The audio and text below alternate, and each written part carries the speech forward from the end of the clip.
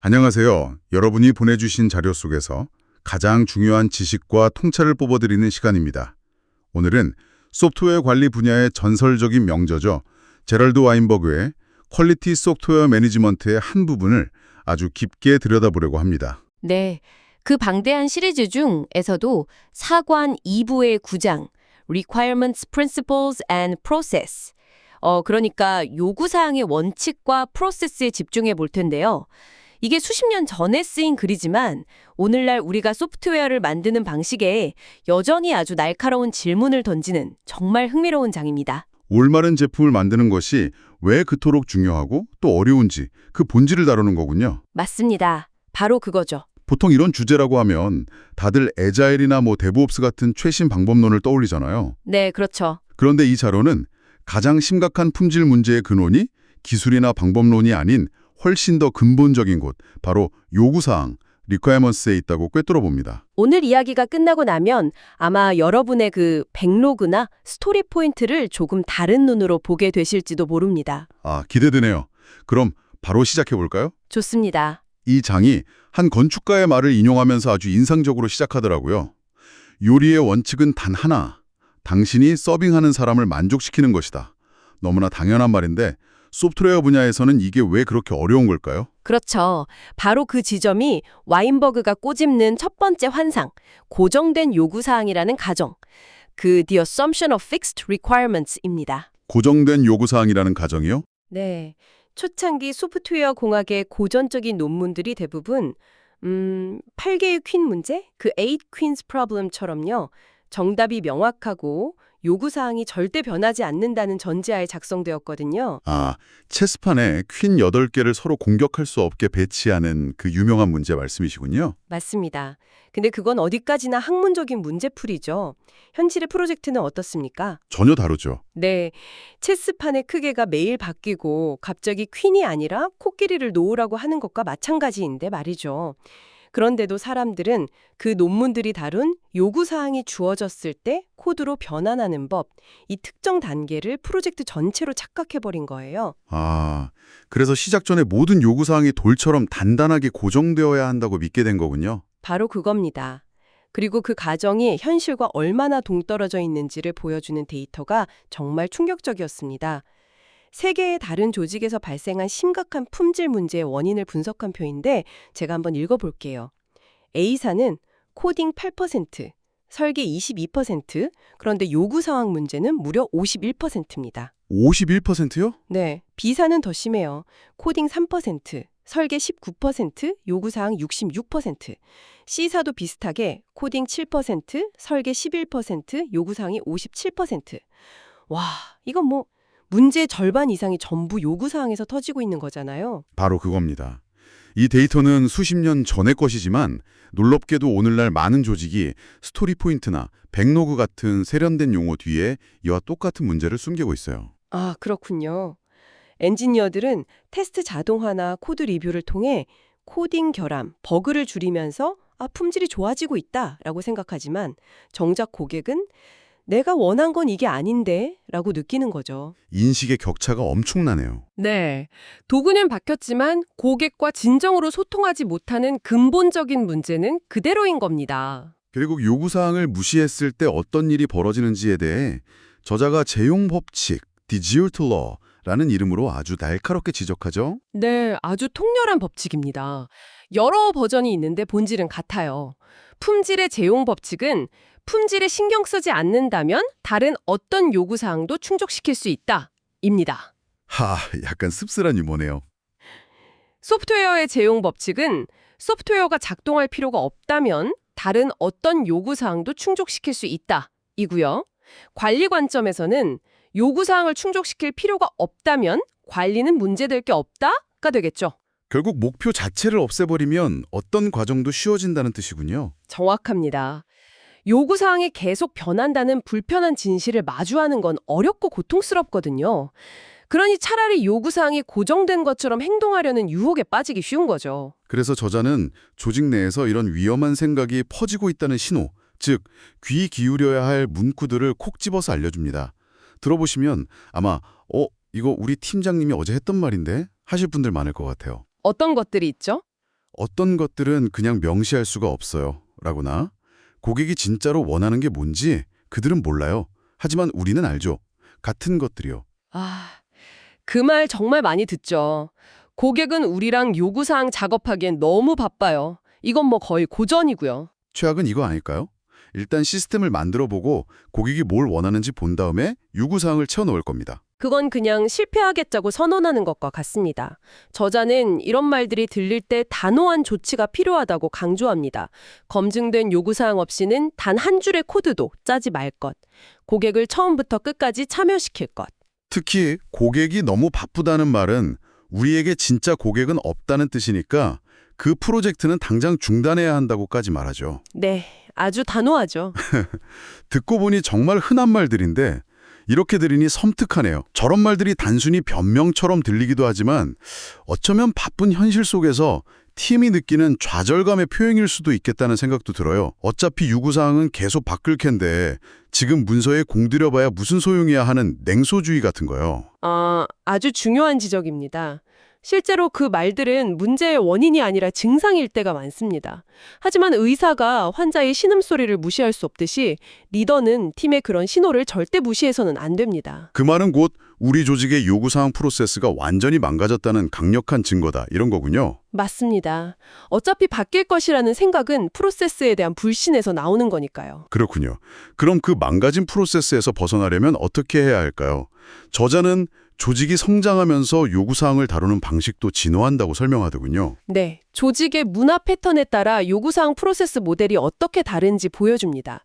가장 초기 단계인 패턴 1, 웨리어블 조직은 그냥 요구사항 정의 그리고 소프트웨어 개발이라는 아주 단순한 선형 모델을 씁니다. 폭포수 모델의 아주 원시적인 형태네요. 그렇죠. 그리고 조금 더 발전한 패턴 2, 루틴 조직은 요구사항 변경을 악으로 보고 어떻게든 막으려고 했습니다.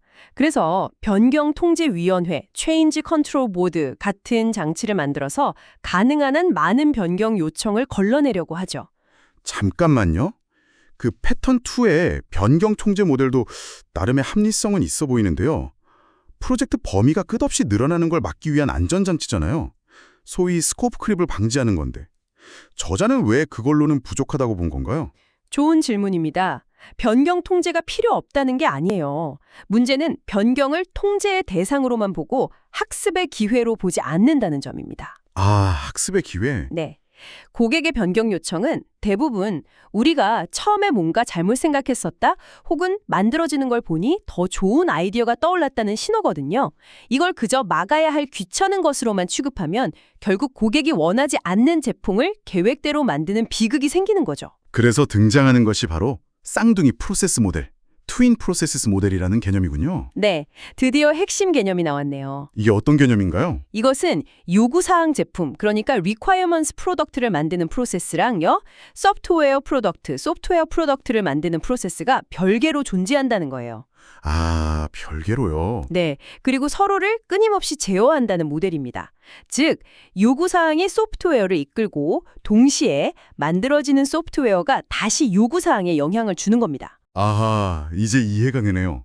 일방통행이 아니라 양방향이군요. 마치 두 개의 톱니바퀴가 맞물려 돌아가는 모습 같아요. 한쪽이 돌면 다른 쪽도 따라 돌고 그 반대도 마찬가지인 것처럼요. 정확한 비유입니다. 여기서 중요한 건 목표가 고객이 원하는 것과 문서화된 것 사이의 간극을 완전히 없애는 게 아니라는 점이네요.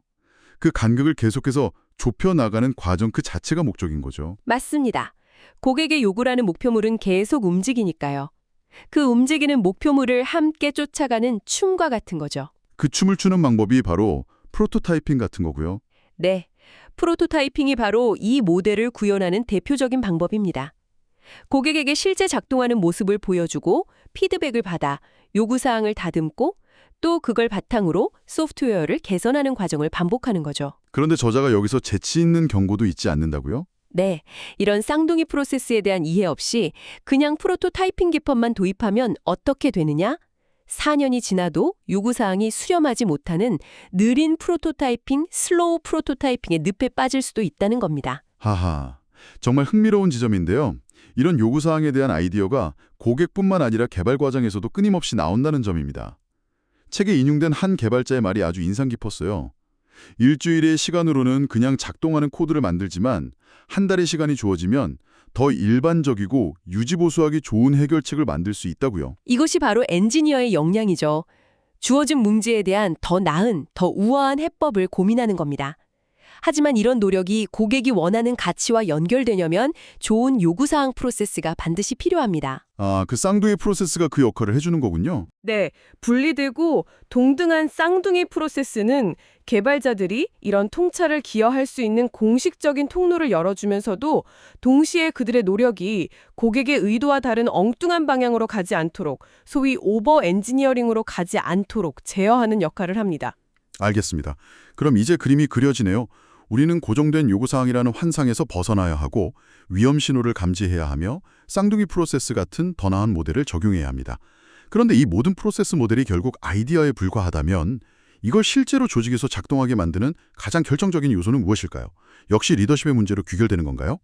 결국은 그 문제로 갈 수밖에 없습니다. 아무리 좋은 모델과 방법론이 있어도 경영진이 요구사항 프로세스를 소프트웨어 개발 프로세스만큼 중요하게, 동등하게 여기지 않으면 어떤 개선도 불가능하다고 저자는 단언합니다. 아주 구체적인 사례들이 나온다고요? 네, 아주 뼈아픈 사례들이죠.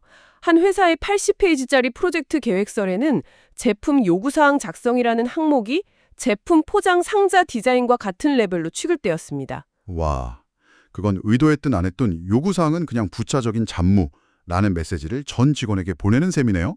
그렇죠. 더 심한 경우도 있습니다. 다른 회사 관리자는 프로젝트가 위기에 처하자 직원들에게 소리쳤다고 합니다. 빌어먹을 요구사항 따위는 잊어버려! 그냥 되게 만들어!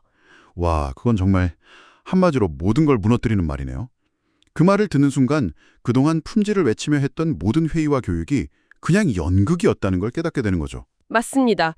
개발자들의 영혼이 빠져나가는 소리가 들리는 듯하죠. 물론 관리자 입장에서는 정말 시간이 없고 프로젝트가 실패할 위기라면 저런 말이 나올 수도 있지 않을까, 생존이 먼저라고 생각할 수도 있지 않을까 싶기도 합니다. 네, 저도 그럴 수 있다고 생각해요. 당장 배가 가라앉고 있는데 항해 지도를 완벽하게 그릴 수는 없으니까요. 그렇죠. 물론입니다. 하지만 와인버그의 관점은 이렇습니다. 그건 생존을 위한 조치가 아니라 더 비싼 방식으로 실패하는 길이라는 겁니다. 잘못된 방향으로 가는 배의 속도를 높이는 건 아무 의미가 없으니까요. 아, 그런 환경에서는 어떤 프로세스 개선도 성공할 수 없습니다. 조직의 모든 시스템이 요구사항은 심각하게 다룰 필요 없는 것이라고 말하고 있는데 어떻게 구성원들이 그것을 중요하게 여기겠습니까? 결국 저자는 아주 철학적인 결론을 내립니다. 할 가치가 없는 일은 제대로 할 가치도 없다. 만약 우리가 만드는 것이 고객이 원하는 올바른 제품이 아니라면 그게 얼마나 버거 없이 완벽하게 작동하는지, 우리의 개발 프로세스가 얼마나 효율적인지가 도대체 무슨 소용이겠냐는 질문이죠. 이 한 문장에 오늘 나눈 모든 이야기를 관통하는 것 같습니다. 오늘은 제럴드 와인버그의 책을 통해 소프트웨어 개발의 가장 근본적인 문제, 바로 요구사항에 대해 정말 깊이 파고들어 봤습니다. 화려한 코딩 기술이나 최신 개발 방법론이 아니라 고객이 진짜로 원하는 것을 이해하고 끊임없이 소통하며 함께 만들어가는 과정이야말로 품질의 핵심이라는 메시지가 분명하게 다가오네요. 네. 고정된 요구사항이라는 가정이라는 낡은 환상에서 벗어나야 하고요. 요구사항 개발과 소프트웨어 개발을 상호 제어하는 쌍둥이 프로세스로 바라보는 관점의 전환이 핵심이었습니다. 그리고 이 모든 변화는 결국 경영진의 태도에서 시작된다는 점도 중요하겠죠. 맞습니다. 말로 말 고객 중심을 외치는 것이 아니라 요구사항의 가치를 진정으로 인정하고 그에 걸맞은 시간과 자원을 투자하는 태도에서 시작된다는 점을 다시 한번 강조하고 싶습니다. 오늘 내용을 들으시면서 여러분 각자의 프로젝트나 조직의 모습을 떠올려 보셨을 텐데요. 마지막으로 이런 질문을 던져드리고 싶습니다. 이 책의 다른 부분에서 와인버그는 이런 말을 합니다. 성공은 종종 성공의 정의를 면밀히 살피고 신중하게 가지치게 함으로써 얻어진다. 아, 그 구절 좋죠. 네, 이것은 처음에 희망했던 것보다는 적지만 실제로 필요한 것보다는 적지 않은 것, 즉 안주하는 능력이라고도 하죠. 그렇다면 여러분의 프로젝트에서 전략적으로 꼭 필요한 가지치기와 사용자를 실망시키는 무계획적인 기능 축소를 어떻게 구분하고 계신가요? 현실적인 타협과 본질을 훼손하는 포기의 경계는 어디에 있다고 생각하시나요? 한번 곱씹어 볼 만한 질문인 것 같습니다.